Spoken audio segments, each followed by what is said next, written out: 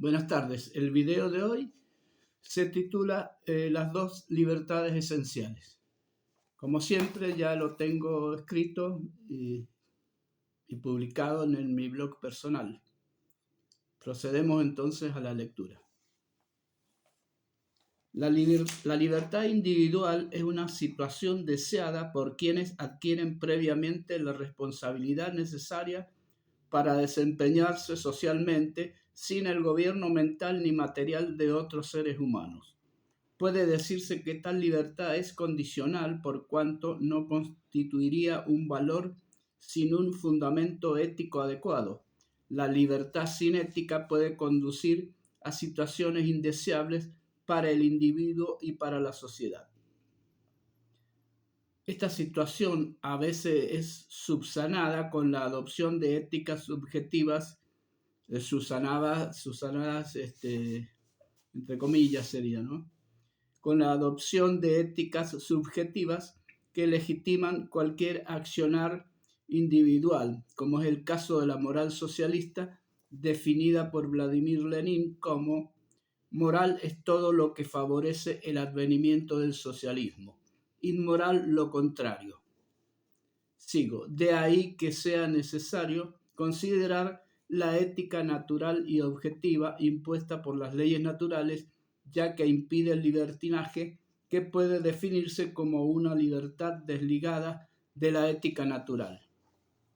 Ante la aparición de éticas racionales que rechazan todo aspecto emocional, aduciendo que éste perturba la mente y es perjudicial para todo individuo, debemos tener presente que se considera como pasión todo sentimiento desvinculado de la razón, mientras que emoción es el sentimiento vinculado a la razón.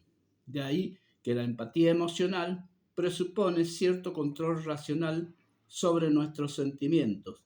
De esa forma, nuestra empatía ha de estar condicionada a una escala de valores previamente aceptada por nuestra razón. Las dos libertades esenciales pueden encontrarse en el cristianismo.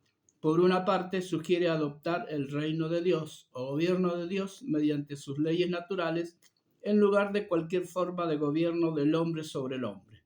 Pero, para que sea efectiva tal liberación, se requiere que primeramente surja la otra libertad esencial, la adquirida mediante la desvinculación de uno mismo respecto de sus propios defectos personales. Ello se debe a que debemos protegernos tanto de las acciones negativas recibidas de los demás integrantes de la sociedad como de lo negativo que podemos dirigirlo contra nosotros mismos. La libertad respecto de los demás es un concepto en el que coinciden cristianismo y gran parte del liberalismo. También existe un sector liberal que rechaza la necesidad de una ética previa por cuanto supone que la democracia política y principalmente la democracia económica, mercado, traen de por sí una ética incorporada, rechazando incluso a la ética cristiana al no advertir que se trata de una ética natural objetiva.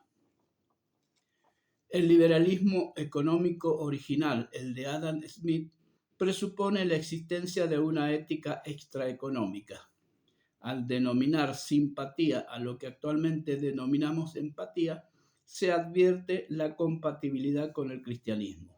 Esto no resulta novedoso si se tiene en cuenta que todo individuo necesita de los demás por cuanto se trata de un ser social.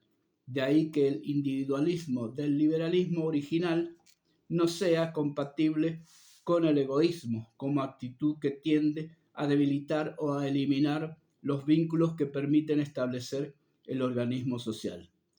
Que la economía de mercado pueda funcionar a pesar del egoísmo existente no implica que el egoísmo sea necesario para dicho funcionamiento. Thomas Abraham escribió: la moralidad que caracteriza a la economía tiene un automatismo involuntario. Es en lo que insiste J. P. Dupuy, quien considera que no es el egoísmo el atributo fundamental de la economía naciente.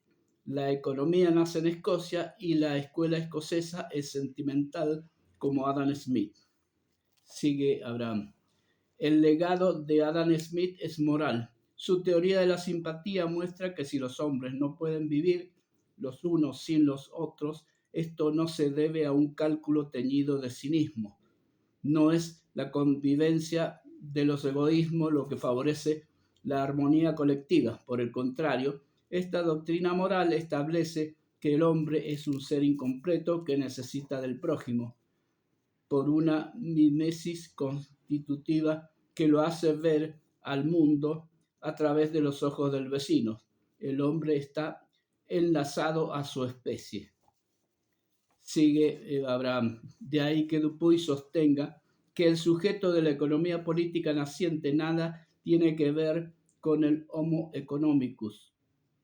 Este ser aislado, egoísta, con pretensiones de autosuficiencia, es la antítesis del ser incompleto que necesita a los otros.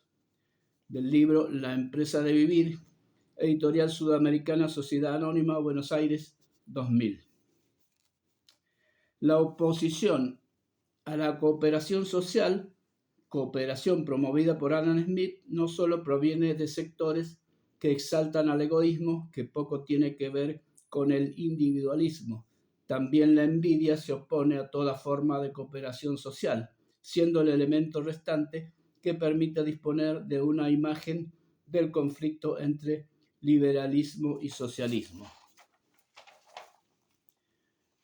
Abraham agrega: Adam Smith funda la economía política sobre una matriz sentimental. A este proceso de simpatía universal debe agregársele otro condimento moral, la envidia. Dupuy tiene la sagacidad de tomar en cuenta que el mercado, espacio económico en el que se encuentran los hombres, no es solo cuestión de egoísmo y generosidad. La envidia corresponde a otro cálculo y a otra lógica que está en las bases de la conducta humana. Sigue Abraham. Desde esta lógica siempre es mejor destruir todo, porque se gana más destruyendo que perdiendo frente a los otros.